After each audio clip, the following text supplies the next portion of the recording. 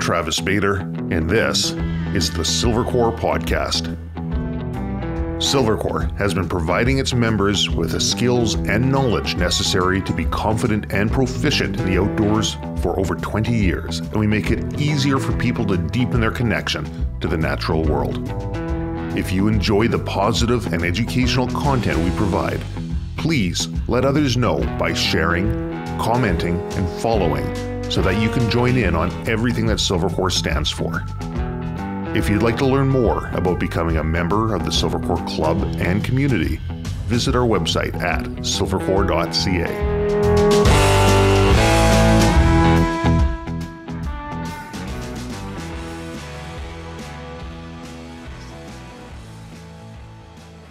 We've had some spectacular guests on the show in the past, and today is no exception. I'm joined by a 4-time best-selling author and specialist in human science, neuroscience, quantum technology, and futurism. Welcome to the Silvercore Podcast, John Sanei. Thank you so much. Wonderful to be here with you, and thank you for having me on. Coming all the way from Dubai. This is, we've got quite the time difference here. I think it's 7:30 in the morning for me and about the same time at night for you over there. Exactly. 12 hours apart, exactly on the dot. You know, we were talking about this previously, and like, what is a guy from a show about firearms and hunting wanted to do talking with a futurist, right? What value am I going to bring over? And had a good laugh about that. But man, you've got some amazing content. So, you know, might as well just get out of the way. You've got a podcast called The Expansive. Yes. If people haven't heard of it, they should. I mean, you guys broke some records last year, I think. What you were ranked, you and Eric Kruger, top 5. Yeah. Top 5%, most shared globally on Spotify, and top 1.5% top podcast on Apple. So some good stats there. Also, actually quite surprising to us. So it was really good that we got those stats. Why surprising? You know, I think we're just so busy researching and trying to add value to the world. We're not tracking these things, you know what I mean? And in fact, late last year, we were planning to rethink our podcast and think about new things and new names. And then all of a sudden, Spotify sent us our wrap, you know, the year-end wrap. And it told us we're in the top 5%. And both Eric and I were like, seriously? That's unbelievable. We didn't expect it to be at that level, right? And we actually looked up some other podcasts that we liked, and we saw them share, and they weren't in the top 5%. And we were quite surprised, so pleasantly surprised. Yeah, that kind of blows me away when I look at these things. It means you're on the right path anyways. Yes. You know, when we were talking before, you're like, what is a guy like me going to bring to you? And just for the audience, I think in a little bit we'll talk a little bit about what it is that you do, but through your podcast, through social media, and we'll put links up to this in the description so people can kind of check it out. You have some very well thought out ideas and opinions on how to deal with adversity, how to be optimistic, how to unlearn and relearn, meditation. You know, I've spent enough time out in remote wilderness areas in a very contemplative state to come to the conclusion that there seems to be some sort of natural order to things. Things seem to resonate on a level that if you're attuned to it and able to pick up on it, you can interact with your natural environment in a better way. You can interact with others in a better way. And even though that might not necessarily be your world of hunting and firearms, that's only a small portion of me, and I think that we're all very interconnected, whether it's us as humans or us as animals on this planet, in kind of a unique way. And some of the things that you're talking about really resonate with me in what I've noticed out in nature. So that was sort of what compelled me. Wonderful. Thank you so much. And you're so right. You know, I think we've forgotten the symbiosis that is happening naturally between us and reality, let alone us and nature, and how nature has evolved over the last billions of years is really a very patient, wise, and relaxed approach to reality. And it seems as though over the last 200 years, we've been bamboozled by shiny objects and have driven ourselves to sickness and death and disease to chase some ridiculous notion of goal out there. And the media machine has been in overdrive, driving these messages to us. And so I've had to break out of that cycle myself. And I was very much stuck in it in my 20s. And coming out of that, I feel a responsibility to a certain extent to try and help as many other people realize that it isn't the only way, and it's just a unfortunate programming that we've got ourselves stuck into. So you very wisely have noted that when you're out in nature, it becomes quite obvious. When we come back into the cities, we almost get caught up in the rat race again. And as the saying goes, if you win the rat race, you're still a rat. Yeah, that's a good saying, actually. I've heard it differently about arguing on the internet, but it's not quite as politically correct as that. That's I do like that one. So, we're coming out of COVID. We're coming out of what I saw in my spheres and in my environment, because while I am interested in the outdoors and hunting, and I wouldn't call myself a gun guy, even though other people look at me and they say, Trav, you're a gun guy, right?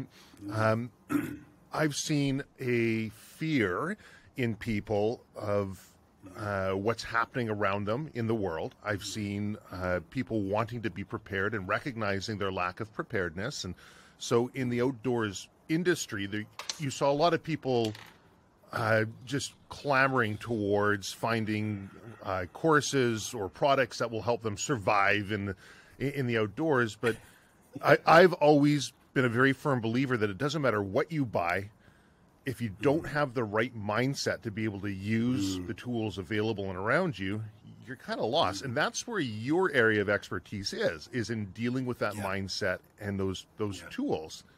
What do you feel about that? So, look, I think there's a panic in the world. And I think that if we think about any transformation that we're going through, whether we want to lose weight, change careers, or just think about the transformation that humanity is going through at the moment, it's a massive, massive undertaking of change that's happening all around us. And there's always three phases to the hero's journey of change. There's the sadness, where we have to leave the shore of familiarity. Sometimes we have to leave our identities. And often we've spent hundreds of thousands of dollars and years developing these identities, developing this level of knowledge. And the pandemic portal has pushed us out of this comfort zone that we were in. Even though it was very hectic and very driven by fear and anxiousness, it was still a comfort zone to a certain extent. We kind of had some level of certainty of the future. And coming out the pandemic, we realized that there is really no certainty. There is really a total unknown ahead of us. And so we have to deal with the sadness. And many people, if not most people, avoid sadness at all costs. And the problem is when we avoid sadness, it shows up as anger. There's a great saying that says, I sat with my anger long enough until she told me her name was grief. And this is the idea that when we don't process certain emotions, they bubble up as other emotions. And if you think about some cultures in the world, I'm in the Middle East, but if you think about Arab men and Russian men in general, and I don't want to generalize totally, but they seem quite angry just from their culture, just the way they talk. And the reason is that their culture doesn't allow them to process sadness. There's no such thing in that culture to process sadness. So, first off, we have two types of people in the world right now. We have very sad people and very angry people, because the carpet's been pulled out of our feet, under our feet, and we don't know what the future is. Now, the second phase of transformation is the wilderness, the strangeness, this new world that isn't quite the world it used to be, and it isn't quite the world it's going to be, and we are still old versions of ourselves, and we find ourselves bewildered in this new world. Now, the problem is that you haven't processed sadness. You're arriving angry. You're arriving frustrated. You're not actually arriving curious. You're not actually arriving open-minded to take in any new information because you're in survival mode, because you haven't gone through the emotional process of processing those emotions to come to a place where you can become optimistic about all this change. Now, I'm going to keep going, and then you can stop me if you want. But the third phase of the third phase of transformation is adventure. And eventually we always get to an adventure because that's how the hero's journey works. You're going through a downfall, a recreation of yourself, and then into a process in time where you start to enjoy and celebrate this new version of yourself. And then again, what happens? Winter arrives, the leaves fall off the trees, everything dies, and then we go up back into spring and summer. And this is a cycle that goes on continuously in our lives, in the world, in economics, in pretty much everything that we think about is not in a linear line, but in a cycle. Now, the problem is that for the last 200 years, we have been indoctrinated and programmed into the Industrial Revolution, which is all about one straight line. There's no cycles in the economies of scale. It's about profitability and harvesting at every quarter. There's no downtime. There's no relaxation. There's no time for sadness. Please, get over yourself. Get on with the mission because you have quarterly profits to get to. You have a deadline to achieve. And so for the last 200 years, we've been programmed into this idea that we're part of a production line. We've been part of a system.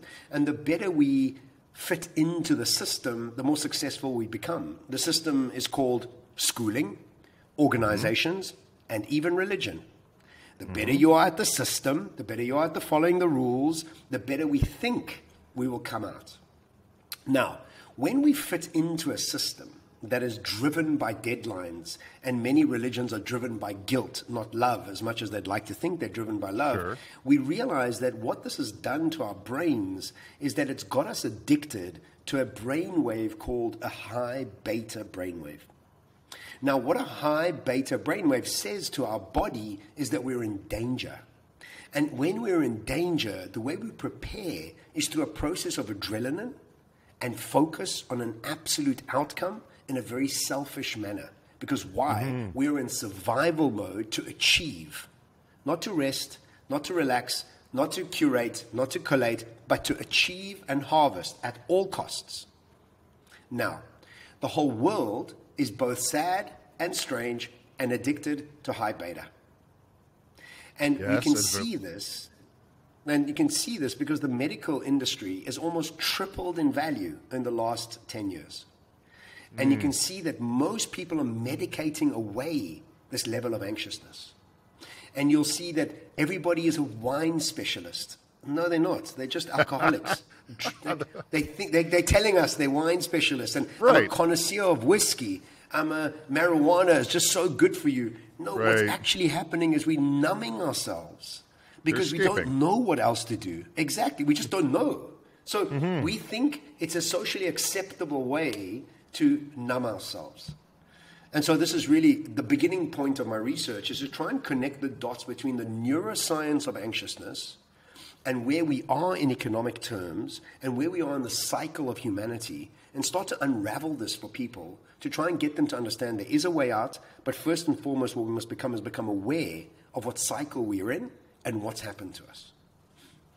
Did you have an aha moment where all of a sudden you're like, I've got to make a change? Because you're saying that in your 20s you're addicted to certainty and you're addicted to the certain way of living. Or was this a gradual progression that you just found yourself further and further outside of the norm?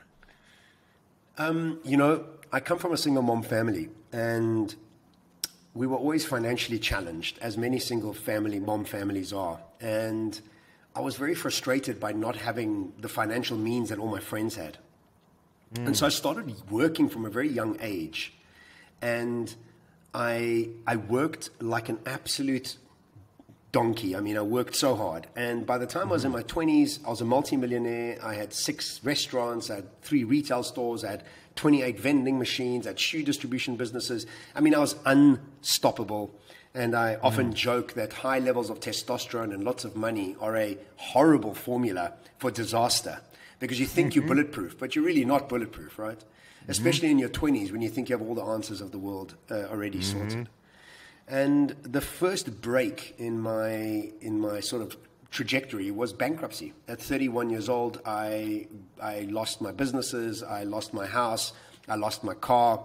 I often joke that I had to change my name to Carlos because I had no car, I had no house. I mean, everything was gone, right? At least you could joke about it. Yeah, of course. No, look, in hindsight, I can joke about it. But trust me, when I was there, it was quite a pitiful situation. Sure. And that was the first break. And what had started happening to me is I started realizing that I was unhappy when I didn't have money because I just didn't have money. And then when I started having a lot of money, all I needed was a little bit more. And then when I had no money again, I was unhappy again. And I was just constantly unhappy. And in my second book, I started off with a line that says, are you running away from the darkness or are you running towards the light? And I like that line. Many people are, and from the outside, it looks exactly the same, right? Mm-hmm. But one is driven by and fueled by anxiousness, and the other one is fueled by excitement. Right. And most people are driven by running away, not running towards. And you can only run away for so long. Yeah, but there's also a stigma associated with it too, because people, maybe they want to change their position or their lot, or they're not happy with where they are and they see something more desirable they want to move towards. And they're like, well, I don't want to give up. I mean, I don't want to be viewed as somebody who's giving up. I'm already down this path. If I just put my nose to the grindstone and keep plugging away. But that little shift in mentality, are you giving up? Are you actually running away from something, or are you running towards something more desirable? And I really like that framing. And I think that framing that you have in your book there helps a lot of people. Absolutely. I mean, it is the difference between building wealth and running yourself sick trying to make some sort of success for yourself. And building happy money, right? It's a huge difference. Okay, talk about happy money, because that's an interesting concept. You know, happy money is when you are not always driven by comparison and not driven by a sense of lack, a sense of insecurity. Now, look, there's a lot of rich people out there that are driven by insecurity. I have a billionaire friend, and I had dinner with him many, many years ago when he first became a billionaire. And I asked him what his relationship with money was like. And he said to me, John, secretly I'm poor every morning. Mm-hmm. And I thought to myself, why would you want to have that much money and still be poor? Like, when do you arrive? Like, when do you actually relax? And so what we've done is we are celebrating restlessness. We're celebrating this constant run. Rockefeller was once asked, how much is enough? Look at how much money you have. Apparently a reporter asked him, was like, when are you going to have enough here? How much more do you need? And his answer was just $1 more. Always just $1 more. And exactly. I remember growing up, and I learned to swim at a friend's house. They had a swimming pool. They were very affluent. Father was a dentist. He was my dentist. I learned to ride horses sort of on their property. And I mean, they got multiple properties in the States, of which he gladly says, hey, Trav, if you want, go stay at them. And we've stayed at some of them. And I remember sitting in the dentist chair in my early 20s, late teens, early 20s. I'm like, so what's it like to be rich? Right? And he says, the more money you have, the more bills you have, right? You have more, you spend more. It's all the same, though. And that was his perspective. And I thought that was kind of interesting. Were you happy in your 20s when you were really achieving? I was in fleeting moments when I was in my sports car. I mean, that was kind of, I had muscles, a sports car, and it was convertible. I mean, what else would a 25, 28-year-old guy need in his life, right? I guess I was, but, now that I'm 47 and I have money, but I have a very simple life. I'm quite content. I am very comfortable, and I have happy money because I'm patient with the process. I know everything's a process in achieving what I would need to achieve. And I have new ways to measure my success. And that unending chase that's driven by anxiousness and a high beta brainwave is something people think is normal. And it's something people are celebrating. And it's actually causing sickness.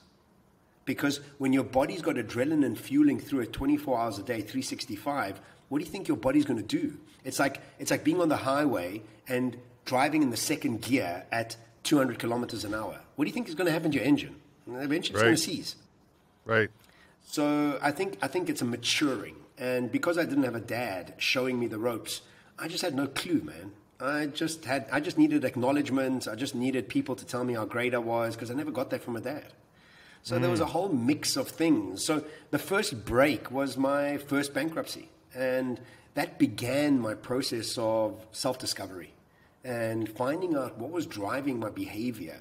And for my 30s, I went through an extensive amount of shamanic work, meditation retreats, silent retreats, body healing. I just did so much of that. And then I got married in between, and then at 40, I got divorced. And that was the second break in my sort of in my emotional state. And that really started to begin me moving to the place I am right now. And I only really started speaking and working with organizations and writing books and becoming faculty at these universities post 40 after the second break. And so I've had two major breaks, and both of them have really cracked me open in many ways. And that's kind of got me to this place now.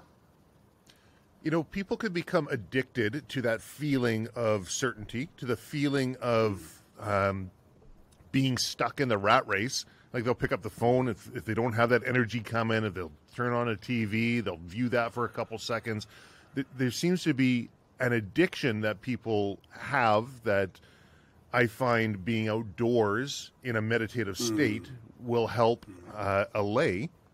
But there could also, I know of some people who are addicted to the failure as well. When you talk about those breaking points, because they learn so much afterwards that they push themselves so hard until they come to a point where they break, and they're now forced to have to rebuild themselves. And I've got a couple of friends like that as well. And it's funny that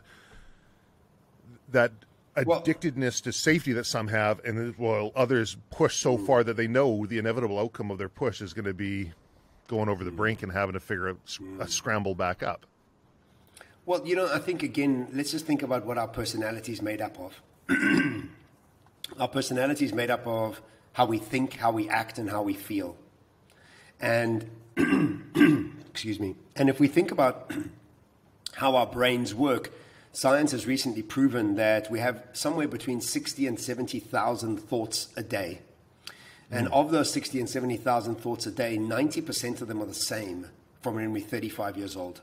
Our brain has solidified itself into a personality, a persona, a set of values and habits by the time we're 35.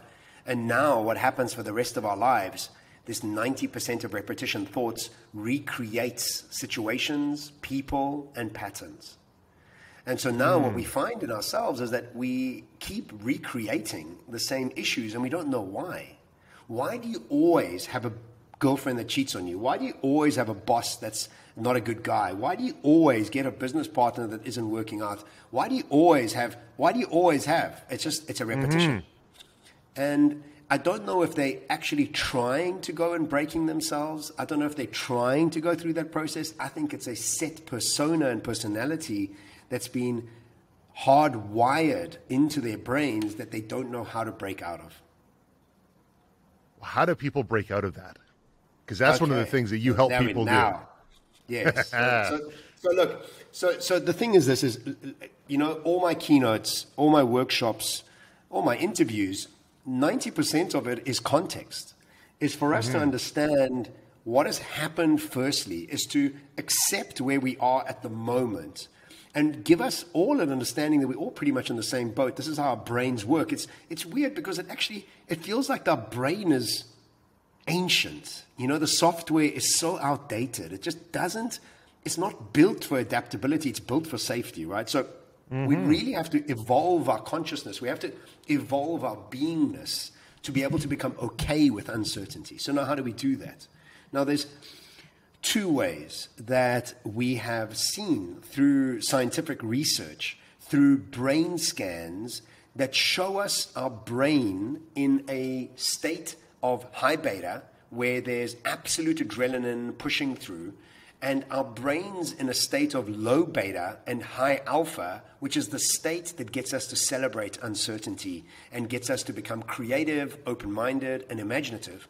And those two things are psychedelics and meditation. And those are the two only things that we are seeing at the moment that gives our brain a reset, gives our brain an opportunity to unwire and unfire the personality traits that we have embedded and concretized into our brains. Now, when you look at the brain under a brain scan, under both of those scenarios, it's relaxed. And when your brain is relaxed, it can rewire and refire new thoughts, new habits, and new values. And ultimately, where we need to reach as human beings is get ourselves to a state on a daily basis of a calm heart and a clear mind. And what high beta does is exactly the opposite. It gets us to have a fluttering heart and a busy mind. And we've almost come to think and celebrate the busier your heart is, the more fluttering your heart is, the more confused and busy your mind is. Well done. That means you're busy. That means you're driving and you're operating at a high level. But really, that's not what the future requires. That future requires a new version of who we are. Interesting. So I've got a friend, and he's ex-British Special Forces, and he fought his first bare-knuckle boxing fight at the O2 Arena over in London there, so professional fight, raising money for Heroic Hearts. And Heroic Hearts deals with psilocybin and psychedelic use for PTSD in veterans and in soldiers. And he's done a lot of research on it. He gave me a book on it. He says, you should read this, and I never did read it. Finally, he's like, just watch the Netflix show. It's got all the information on there. But, you know, there is a natural aversion based on cultural norms to psychedelics, but meditation has a high acceptability rate. In some parts of the world. You know, in some parts everywhere. It doesn't? No, of course. Of course, some parts is... It's like people are thinking, what are you talking about? I mean, they attach meditation to sandal-wearing, lentil-eating, man-bun people, you know, with baggy pants. Right. And so, yes, it's not accepted in some parts of the world. But also remember that conformity is what we've been celebrated for in our society. You know, conform and be celebrated.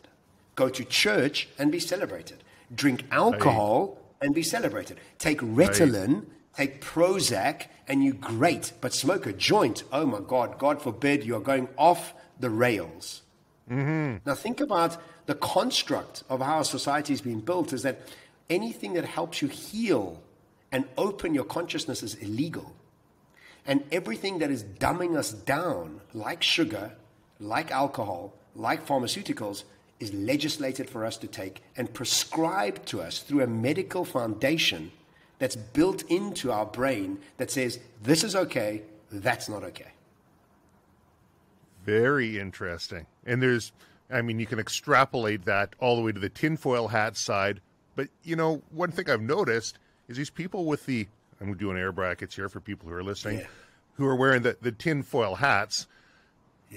A lot of the things that they've been talking about really isn't that crazy with the benefit of hindsight, right?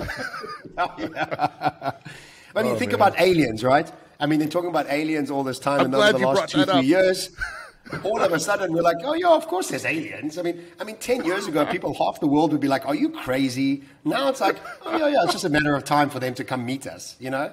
All of a sudden, the tonality's changed. Yeah, and why do you think that is? Well, I mean, it depends how deep you want to go into it, but what I do think is that consciously, on a mass consciousness level, we're getting ready to engage with them.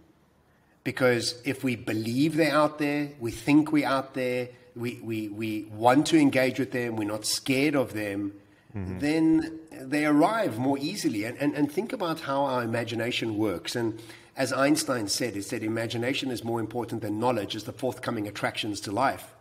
And we have not been taught how to use our imagination correctly because we use our imagination in the worst way possible. It's called anxiousness, where we catastrophize the future rather than think about it in optimistic ways. And we are constantly using our imagination because think about this. Have you ever wanted to buy a new car and then you see that car everywhere? Yeah, it happens, right? Yeah, of course, it happens to all of us. And what about that idiot that you don't like, that you see at the grocery store, you see him at the traffic light, you see him at the gym, you keep bumping into him. There he is again. There he is again.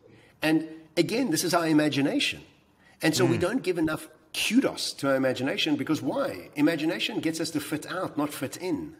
The system required us to fit in. It wasn't about your curiosity, fascination, and imagination. It was about follow these rules and conform, and you'll be celebrated. And so, again, think about how our imagination is changing around alien interaction with the filtering of news starting to change.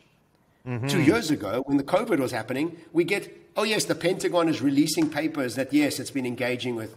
Oh yeah, and there's a general from Israel talking about all of these alien engagement. Oh yeah, and then there's a Canadian minister talking. All of a sudden, CNN is talking about, oh yeah, this is normal. We're like, hang on a second. What do you mean this is normal? This wasn't normal just 6 months ago. Now it's normal. So we are preparing ourselves for it, and I think that's also something we need to look at on a mass scale, what's happening to our mass consciousness around that topic. So that idea of mass consciousness, I think, is really interesting. And you talk about fitting in. One thing that I never did well growing up was fit in. In fact, when I was in grade 3, and my parents were ready to ship me off. They said they're done. They're trying to find a place they could, some sort of a boarding school that'll take me for free. And there is a place on the island that they're looking at, and they gave me the brochures, and I'm looking through it, and I'm like, I don't know. And somebody says, you should send him to a shrink. And the shrink says, hey, he's got ADHD, right? He's got a few other things here. Let's prescribe him Ritalin. And in fact, let's prescribe him the highest dosage, because they could only prescribe such a high level. So they say, you'll take 8 in the morning, another 6 in the afternoon, and we'll just keep amping it up. And this will be a test case. And I did that from, I guess, about grade 3 to grade 7. Into grade 7, I'm like, I'm not liking this. I hate this. My eyes are sensitive to light. I got headaches all the time. My appetites. And I don't feel like me. And I just cold turkey took myself off. I said, I'm not doing this anymore. So had that, a lot of things that'll happen in your younger years tend to be these things that kind of hardwire into your brain, and they can start building your pattern into the future. But that idea of fitting in, I've never really had that, but I can attribute that to where I am now. I wouldn't change anything. I look at what happened in the past as what made me, and it's created a level of uniqueness, what you talk about, or individuality. And the other thing that being, I guess, a bit of an outsider looking in and watching how things interact, and we talk about this sort of mass consciousness. One thing I've come to realize. There's that famous quote from Viktor Frankl when he was in the concentration camps and everything was taken from him. And he's like, why are some people happy? And they're in atrocious situations, and other people in the exact same situation are just beside themselves and can't even function. And he came down to he tried to sum it all up. He says, the one thing you can't take from me is the way I choose to respond to what you do to me. The last of life's great freedoms is one's ability to choose their own attitude in any given circumstance. But with that choosing of attitude, you create your environment around you. And I'm kind of just going full circle when we talk about the mass consciousness. Is that the mass consciousness of everybody coming to, or are we creating our own realities that this is what we see, just like we see the vehicle or whatever it might be, whereas somebody else, the idea of aliens might not even be on their radar because they're just not on that frequency. They're not attuned to it.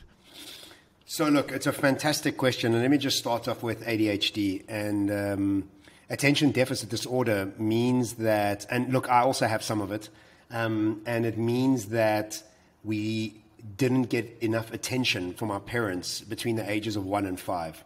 Something happened. You had a younger brother, a younger sister, something was going on in your parents' marriage, but somehow this attention deficit, like think of the word, attention deficit. You stopped getting attention from your caregivers. Now, it wasn't because they were malicious, but I got a younger brother, and my mom and dad's marriage was atrocious. And so they were fighting. There was constant violence in the household, and I was the one who was not getting the attention. And guess what? I was not good at school. I didn't fit in. I couldn't go about sitting down for long periods of time. Thank God I never got to the Ritalin idea, but a lot of kids are suffering from this because of what happened to them in their childhood. Now, I don't know what happened to you, but I definitely know what happened to me, and it's quite obvious why I got that attention deficit disorder. The second question that you're talking about is, I think reality has multiple levels to it. And there's a great line that says, the future has arrived, it's just unevenly distributed. Which means that some people are in the future and some people are in the past. And if you go to little towns around the world, you'll see that these little towns are stuck in 1983. They're stuck in 1974. They're stuck in some time zone. And so people are very happy to go. And what happens in those towns? Very little. Time goes very slowly. And then you go to other cities, and those time is moving, and it's fast. And so I think there's multiple timelines that are happening. And there are two major mass consciousness that are happening around the world. One that's driven by fear, and one that's driven by love. And so you have lots of people in the world that are absolutely frozen with fear because the economic situation that they are facing, the political situation they're facing. I mean, your neighbor, America, is a perfect example of it, where you have half the country thinks that everybody's coming to kill them and the whole world is against them. They're in deep victim mode. And then the other side of the country is total libertarians taking the left thing far too far. It's like, look at how different those two lives are. It's just, it's on opposite sides of the coin. So I don't know if there is some mass consciousness, absolutely, but it's divided. There's multiple layers of it. In fact, maybe there's an infinity number of layers to it. There's so many different sort of experiences that are happening. I think it's quite a high consciousness that's seeing and expecting and engaging with our ability to raise our consciousness, to even think about aliens and engaging with other lives. I don't think 80% of the human population is at all in any way doing that. But they've got other realities that they're experiencing. And we all have our own realities that we are experiencing. And you might walk past some people and go, oh, I just don't like their energy. You know, it's like low energy. And you might go around some people and say, wow, they've got really high energy. I really like hanging out with them. What you're actually saying is they're running on different frequencies, different radio stations. They're on different radio waves. And so the world is divided up into these massive different waves, and everybody's having their own experience. I remember a number of years ago, there's a company in Burnaby, and they make quantum computers. I don't know if they're still around. I think they're called D-Wave, and they had some predictions. Okay. And they had some predictions about quantum computing, and I remember they're talking about how it works in superposition, and that's how they, every year they've got massive increases in what can happen through that. But one of their predictions was the discovery of, I think it was other worlds or other beings within the next X number of years based on the use of quantum computing. And I had a long discussion with an ex-JTF2 fellow and on a show called The Collective, talking about AI, and I borrowed shamelessly from some of your work just so I could sound a little bit intelligent, but I referenced you. I referenced you on that. Thank you. And but talking about these realities and what how we can create our own reality. They've got this nonprofit thing they're putting together, and they're trying to help people from a military perspective using what they've learned to be able to get people to unscrew their life, essentially, or get onto a track that they want to be. But the idea of having other realities, I think, to my way of thinking anyways, if we can create our own reality, if we can create what happens around us, just through our actions, intentions, and our energy or vibration, as you're saying there, and if we expect that we're going to be seeing, and let's say aliens, which could be a microorganism, which could be a walking, talking being, or it could an extra-dimensional being, which might actually even be closer to the fact when we start looking at quantum reality. Where do you see, let's say we're on that path and we're going towards it in the future, do you see that as a reality, and do you have thoughts and suggestions for people on how they can embrace that? Wow, I didn't expect the talk to go this direction, coming from a gun and hunting show. But anyway, let's dive in. Yep. Love it. Okay. I love it. So look, you like it? Yeah, so do I. Yeah, I love it. I love it. I love it. Thank you so much for this opportunity. No problem. Okay, so let's think about quantum computers. And the idea around quantum computers is talking about the ones and zeros being available to us at the same time. Whereas Newtonian science and the old way of computers said there's either a 1 or a 0. Okay? Where quantum says they're both around at the same time. Now, in Newtonian times, our idea of reality was that there's an action and a delayed reaction. Reality was an objective experience and was linear in fashion. We had to wait an amount of time for things to happen. But what's starting to happen now through the research of quantum science, where we have the idea that people are moving into deeper and deeper research of smaller and smaller molecules, understanding that everything is waves of light. And depending on the wave structure, we have density and then lighter and lighter versions of density. And the lighter and higher your consciousness or vibration goes, the more seamless your life seems to become through a process of synchronicities. Now what starts to happen in a process of quantum science, you realize that time is malleable. It's not stuck in stone. And so when you are doing something you love, time disappears. When you do something you hate, time takes forever. The same minute is experienced differently based on your level of consciousness and vibration and understanding. Now, what quantum science is also proving to us is that there is no time. There's only the forever now. And the forever now can be perceived from an infinite number of vibrational viewpoints. When your vibration is low, your experience of reality is an echo back to you of your low expectation of yourself, your self-worth, and what the future looks like. So you keep reconfirming yourself and to yourself based on your low vibration belief systems, and you keep confirming that what you're believing is true. But now, the very same experience from a higher vibrational point, when your frequency is increased, and again, we can get deeper into raising our frequency and really understanding how to do that, is your experience of time changes, your synchronicities increase. And we must remember that many of these, I don't call them aliens, I call them interdimensional beings. And these interdimensional beings are around us, but on different radio frequencies. We are on this radio frequency. They are frequency on another level. They're not as dense as we are. They're much lighter than us. And so as we elevate our energy, so then it becomes more obvious for us to engage with them. And it becomes more obvious for them to engage with us. So let me ask you this. If you are somebody that's working on yourself quite a lot, do you come across people that are addicted to crack cocaine? Do you come across people that are robbing banks? Do you come across people that are involved in pedophile? Not at all. It's just not even in your, you have no idea that's even happening. You don't know where it's happening, but that's happening down the street, down the town, it could be happening at the house next to you, but you don't even see it because it's not in your vibrational stance. And then other people have got a very different energy around money. Everywhere they look, they see ways to make money. And some people never know how to make money, but they live in the exact same space, in the exact same town, and one person sees it differently to the other. Now, if we extrapolate this idea of you not engaging with bank robbers and not engaging with crack dealers, it means that you're already on a different frequency. Now extrapolate this up and think about interdimensional beings.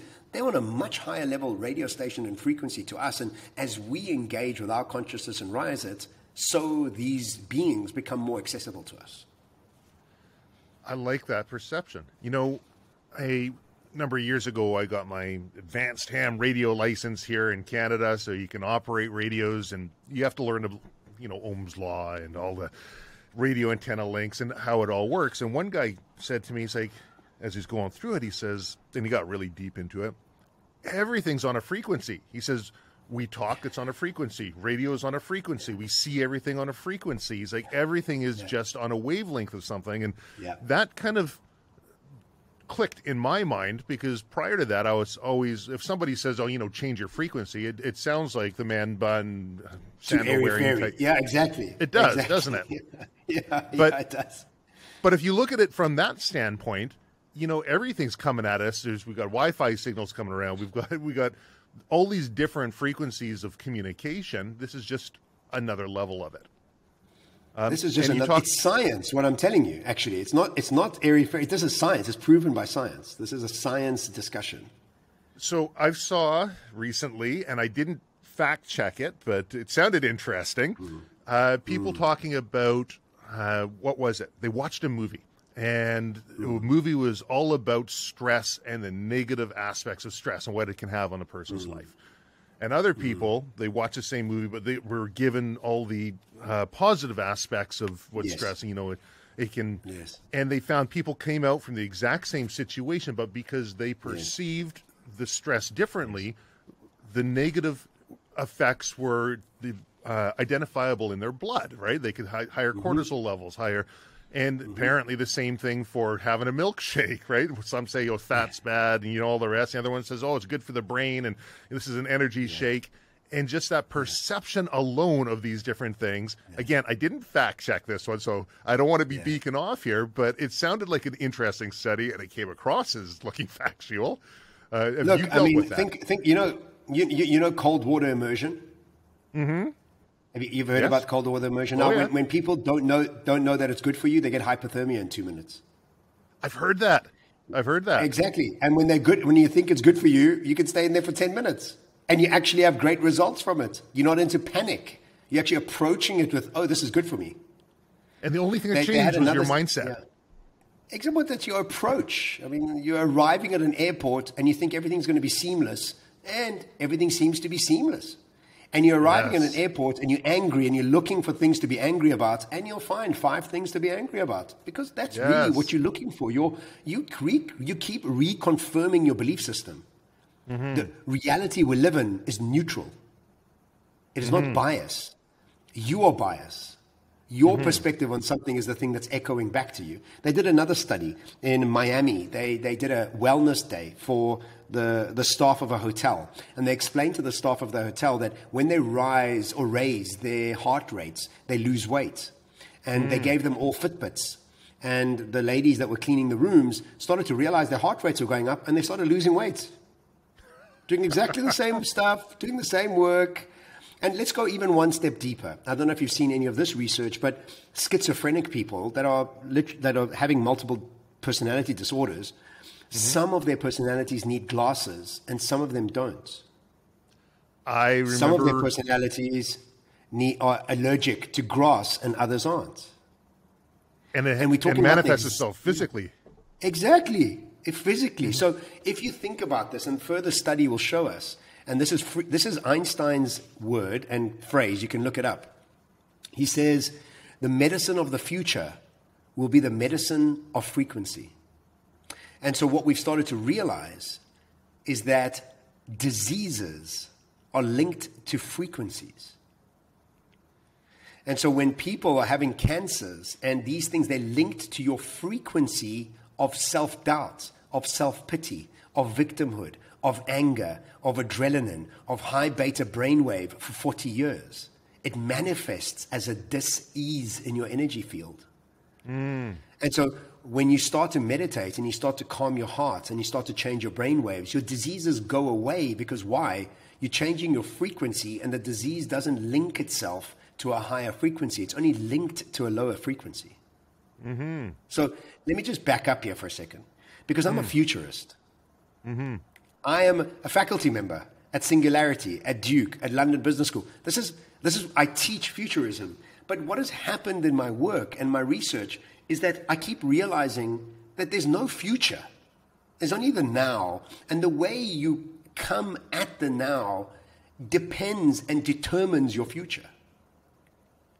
And so, and so this is my own it's an unbelievable journey that I've been on, because I'm all about the future, but I'm now talking about frequency and meditation. And I'm like, what happened to my work? Because I was talking all about drones and, blockchain. And the more I dived into it, the more I realized those things are irrelevant if you're arriving at them anxious. They're irrelevant if you're arriving them from a low frequency. They're bad for you. But if you raise your frequency and become more curious and creative and collaborative and in an alpha brainwave, they are incredibly exciting to deal with. So why would you want to not arrive at them with the right mindset and heart set so that you can utilize them to do good with? I really like that way of thinking. You know, in the talk about AI that we had on the collective there, I brought something up and I've been thinking about it a bit, and I haven't had the time to really think it through, but it's interesting what you're talking about here about there is no future, it's just a constant now. When you type something into AI and are surprised at how accurate it can come back, and we're just in the infancy of the whole AI renaissance here, I've coming to the conclusion that I don't really think there's any independent new thought on things. Everything's just a recycling or of an idea that has happened before. And I said that, and I know I'm going to be challenged on that in a future one. And I figure my response to that will be, well, think of something new or tell me something new and type it into AI and let's see what comes up with, right? Because if we can collect all of the information that's out there, but because what I was mentioning was, you know, as we look at AI, and I think Elon came out and said something along the lines of the odds of us living in a simulation exceeds the odds that we, that we aren't. Yes. And they've got the whole holographic universe theory, and there's also who's a guy from Reading Rainbow, The More You Know, the what's his name? He's a scientist. Anyways, he says, look, I was really disturbed by this thought that we're living in a simulation, but my research now says that it's a 50-50 chance, or maybe 51% chance, right? And he's come out to that. We're either on the very first level that's going to be creating the simulation. So what I was looking at essentially was, you know, people are like, well, am I real? And is this what I'm experiencing around me real? And the conclusion I come to is essentially we make our reality, and we base that off of like Descartes, who says, I think, therefore I am, and who based that off of St. Augustine. He was called out on that, and they said, no, someone else said that before you. And St. Augustine was leaving it to some, I think it was Aristotle, who built upon Plato, and Eastern philosophers had the whole butterfly having a dream thing. But when you look at these revolutionary, groundbreaking ideas, I don't know if there's anything that's truly new. Am I off base on thinking that, or am I kind of on the right track from your perspective? No, I absolutely agree with you. I think that from this level of consciousness, I think we've capped. You know, we've capped it. I don't see anything new. I'm constantly researching and looking and checking. There's no real new thoughts out there. I think we need to elevate ourselves to start to figure out new ways of thinking, new solutions to bring about. And I think the panic in the world around AI is the fact that if we don't evolve, AI is better than us and smarter than us. And if we didn't evolve post-agricultural times, steam engines and tractors are better than us. They just are. But in our physicality, they're better than us, not in our mentality. But now our mentality is being challenged. And so we have to now think about our consciousness. We've never thought about our consciousness. It's never been something we've ever even thought about. But remember, in agricultural times, nobody thought about a data scientist or an accountant or a lawyer, or there was no such thing. It only evolved in the last 200 years. And so we are like Goldilocks. We want our porridge just like it was, just at the right temperature. Nothing must change, just like we understand it to be. And it's almost like every generation thinks that anything before us was pretty dumb and anything ahead of us is far too strange. So let's just keep things exactly as they are, which is a ridiculous way to think about the world, is that we have to be constantly evolving and elevating. If we didn't, we wouldn't have electricity. We wouldn't have computers. We wouldn't have telephones. We wouldn't have a million things that we take for granted today. We wouldn't have them. So what? We must stop everything now? And so we mustn't also be scared of these things. We must be scared of them if we're not evolving and elevating.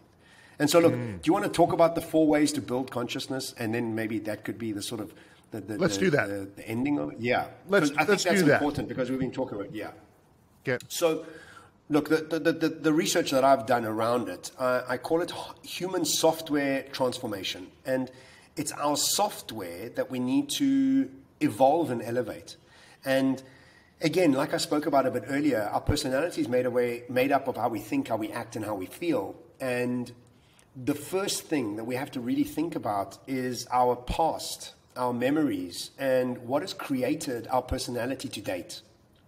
And much of our personality has been formed through trauma.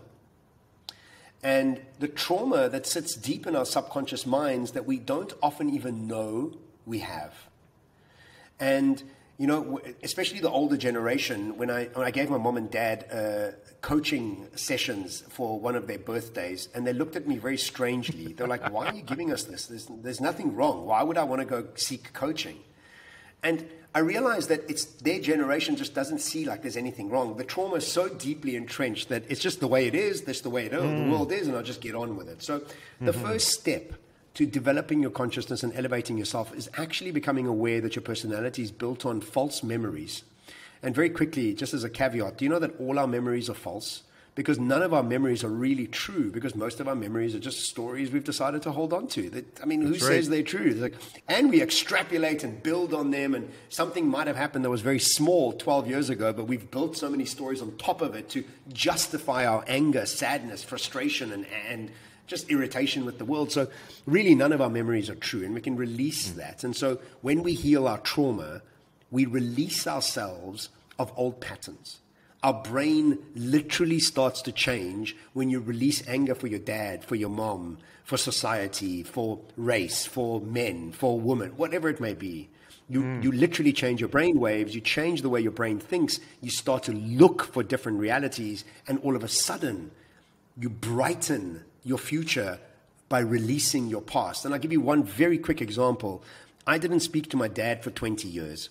And subconsciously, by being angry with my dad, I subconsciously created a pattern that men out there are like my dad, abusive, angry, and bullies.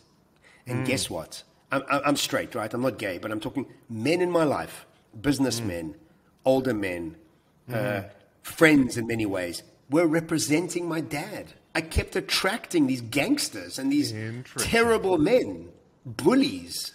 Why? Because my idea was much more keen, or my brain was much more keen on being angry with my dad, keeping stuck to that identity, projecting that story out into the world and recreating that persona to reconfirm my belief systems.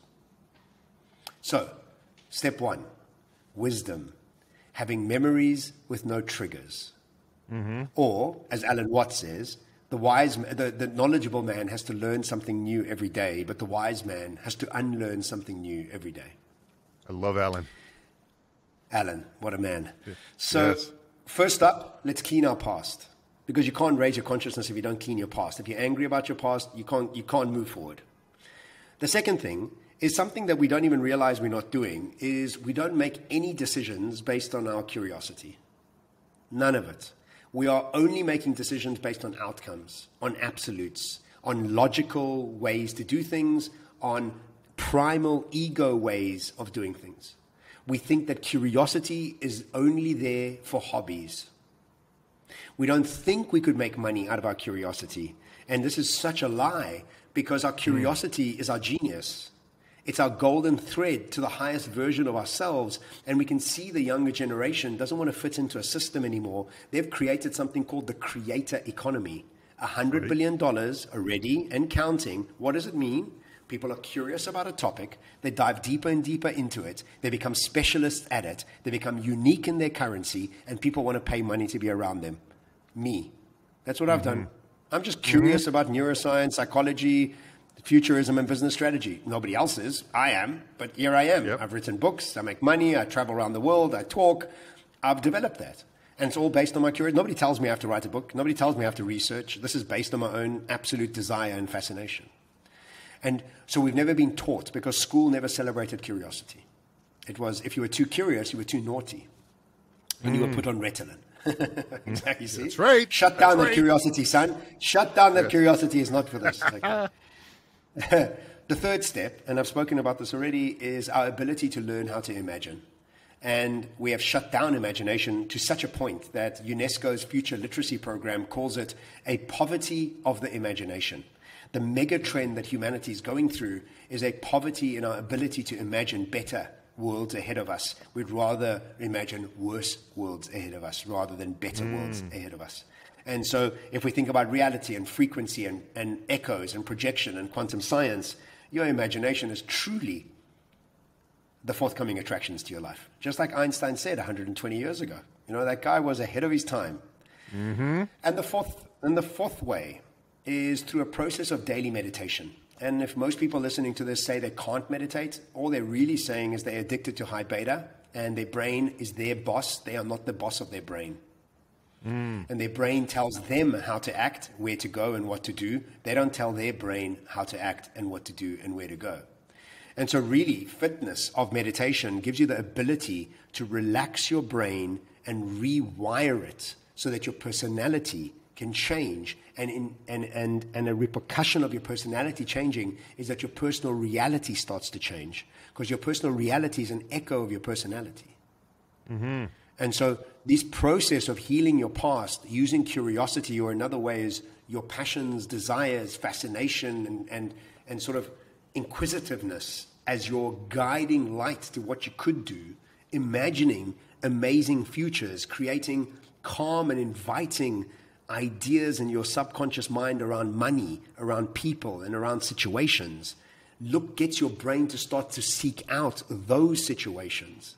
And then to use meditation as the daily tool to unwire and unfire, now you start to increase your consciousness little bit by little bit by little bit. I absolutely love that. I have reams of other things that have come up off of what you've said there. I recognize that we need to be able to cap this at a certain point. I'm sure we'll be talking offline a bit too.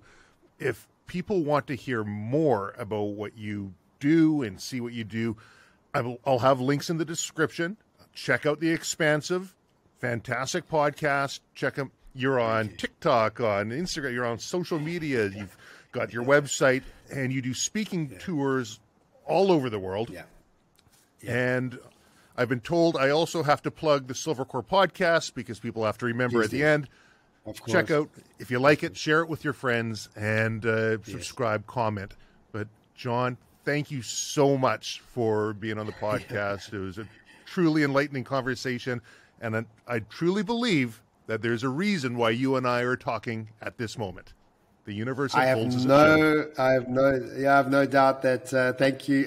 No doubt there is, and thank you so much for reaching out. And I got to love the world that it's being so small, right? You're literally 12 hours away from me in the middle of dead winter. And here we are talking and connecting and having a fantastic chat. Thank you so much. And hello to all the listeners. And thank you all for tuning in. And look forward to seeing you somewhere in the world soon.